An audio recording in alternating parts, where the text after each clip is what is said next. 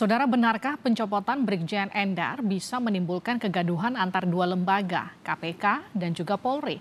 Kita bahas bersama dengan Abraham Samad, mantan Ketua KPK 2011-2015. Pak Abraham Samad, selamat malam. Selamat berbuka puasa, mohon maaf mengganggu waktunya. Assalamualaikum. Waalaikumsalam. Bagaimana Anda melihat kasus ini? Endar mengklaim pencopotannya hanya dari satu pimpinan, tapi kemudian Ali Fikri menyebut ini sudah disepakati kelima pimpinan. Anda tahu nggak soal informasi dari internal di dalamnya seperti apa sih, Pak? Halo. Halo, Litiana. Ya, Pak. Suara saya kedengaran jelas, Pak? Oke, jadi pertama saya ingin jelaskan bahwa ada mekanisme kolektif kolegial ya. Yes. Ya, setiap pengambilan keputusan oleh komisioner KPK itu harus lewat yang namanya mekanisme kolektif kolegial.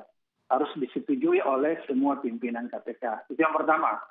Kemudian yang kedua, saya ingin jelaskan bahwa setiap penghadapan atau pemulangan anggota penyidik atau siapapun yang berasal dari instansi luar, maka ketika dikembalikan ke instansi asalnya, itu harus ada alasan yang tepat.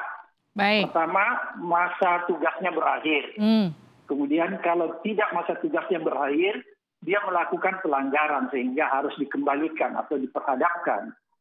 Oleh karena itu, kita harus lihat apakah Pak Endar ini masa tugasnya berakhir. Kalau masa tugasnya berakhir, seyogianya memang ada mekanisme untuk perpanjangan. Baik. Ya. Kemudian biasanya kalau seseorang tiba-tiba saja dipulangkan, itu biasanya ya kalau kebiasaan KPK yang lalu itu ada pelanggaran. Oke. Tapi kalau saya lihat Pak Endar ini kan apa ada pelanggaran apa enggak, itu yang jadi tanda tanya buat kita semua. Ini kan kemudian Polri sebetulnya sudah memperpanjang masa jabatan jelang akhir masa jabatan sebelum masa jabatannya kemudian habis. Artinya kalau dilihat dari poin pertama kemungkinan tidak. Poin kedua kan isu yang berhembus soal penyidikan Formula E. Anda juga dapat informasi soal ini nggak Pak Abraham? Kita khawatir jangan sampai pemulangan ini seperti kasus penyidik Rosa ya, yang juga dipulangkan pernah ya. Dan tiba-tiba dipulangkan oleh KPK. Itu sebenarnya kekhawatiran kita. Tapi mudah-mudahan itu tidak tepat. Tapi menurut saya untuk membuka tabir ini ya, apakah ada sesuatu di balik pemulangan ini, maka seharusnya Brigjen Endar, kalau dia merasa tidak melakukan kesalahan, tiba-tiba dipulangkan ke instansi asalnya di Polri, maka dia bisa mengajukan keberatan. Nah, dia kan sudah melaporkan ke Dewas tuh Pak, sudah tepat belum? Iya, sangat tepat. Dan sekarang kita harus tunggu putusan Dewas. Ya, Dewas ini harus membuka secara transparan apa yang sebenarnya terjadi terhadap pemulangan Brigjen Endar ini. Jadi sekarang bola ada di tangan Dewas. Dia harus membuka terang benderang apa penyebab sehingga Brigjen Endar tiba-tiba, kita pakai istilah tiba-tiba dipulangkan. Pak Abraham Samad, ini kan kalau kita lihat nampaknya kedua belah pihak baik KPK dan juga Polri kan sama-sama bersikeras. KPK kemudian mengeluarkan pemberhentian dengan hormat ketika kemudian Polri sudah mengeluarkan perpanjangan penugasan Brigjen Endar di KPK. Sementara kan statusnya Brigjen Endar sekarang kan bisa dikatakan menggantung karena kemudian sudah diberhentikan oleh KPK begitu ya dengan hormat. Proses mekanisme pemberhentian itu secepat itu Pak, betul di KPK? Biasanya ada mekanisme yang dilalui ya. Ada mekanisme yang dilalui melalui rapat pimpinan para komisioner.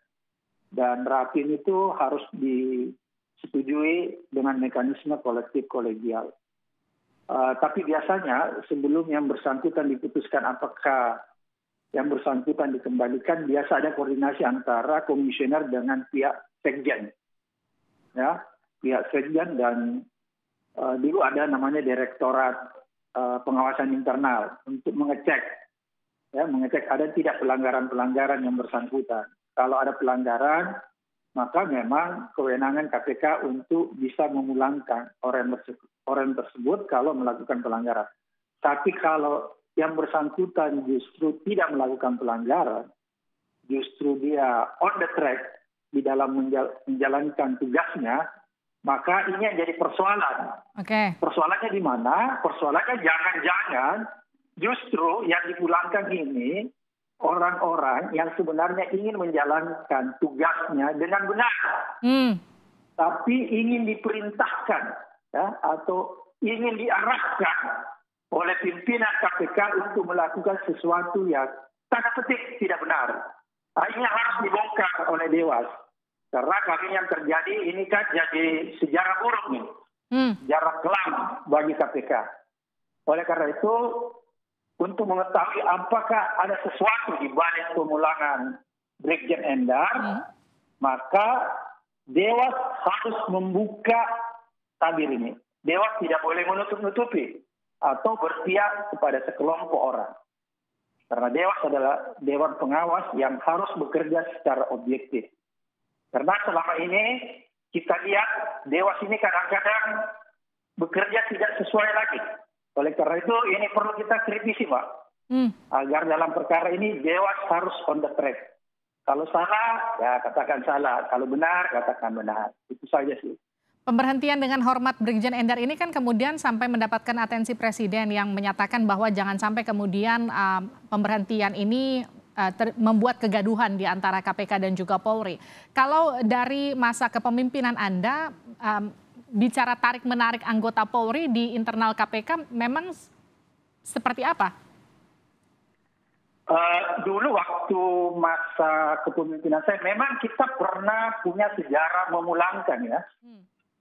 Memulangkan penyidik, tapi itu ada pelanggaran sehingga kita memulangkan, dan itu biasanya kita lakukan koordinasi dengan Pak Kapolri-nya langsung. Jadi kebetulan pada saat itu saya selaku Ketua KPK dan pada saat itu Kapolri-nya Pak Timur, itu kita biasa berkoordinasi langsung, baik datang ke Polri maupun biasa lewat telepon. Jadi ada koordinasi langsung, penjelasan langsung yang didengarkan dari pihak KPK. Misalnya saya hendak memulangkan penyidik ini, dan kita jelaskan langsung kepada Kapolri. Dan pada saat itu Kapolri-nya tidak ada masalah. Kalau memang yang bersangkutan ada pelanggaran, maka putusan kita biasa diterima. Makanya di masa lalu ketika kita memulangkan anggota Polri yang melanggar, Kapolri-nya tidak ada masalah. Ini kan saya lihat justru kayak ada perdebatan sedikit ya, karena ada miskomunikasi di sini ya.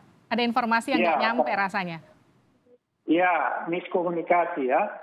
Mungkin juga ada salah pengertian ya, karena kok KPK memulangkan tiba-tiba juga pihak Polri memperpanjang.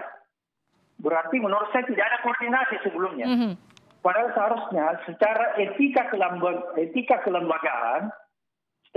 kelembagaan, maka pimpinan KPK harus melakukan koordinasi langsung dengan Kapolri. Itu etika kelembagaan. Baik, seharusnya dikoordinasikan dulu langsung kepada Kapolri antar pimpinan lembaga dari KPK ke Polri untuk berkoordinasi, memberikan informasi alasan pemulangan paling tidak, sehingga kemudian tidak menimbulkan mispersepsi paling tidak seperti sekarang, begitu ya Pak Abraham Samad ya? Iya, karena ini kan menimbulkan pro kontra ya.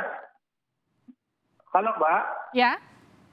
Ini kan menimbulkan pro kontra dan menimbulkan prasangka-prasangka yang buruk ya. Tadi seolah-olah yang bersangkutan dipulangkan karena sedang menangani kasus Formula E. Ya. Itu kan begitu isu yang berkembang di luar. Oleh karena itu untuk menangkis jangan sampai isu ini terlalu liar, maka seyogianya ini harus segera dibuka dan diluruskan. Karena kan kasihan juga misalnya ternyata memang pemulangannya itu bukan karena kasus Formula E atau karena ada sesuatu, itu kan harus dijelaskan. Baik, terima kasih telah bergabung bersama kami di Sapa Indonesia Malam, Pak Abraham Samad.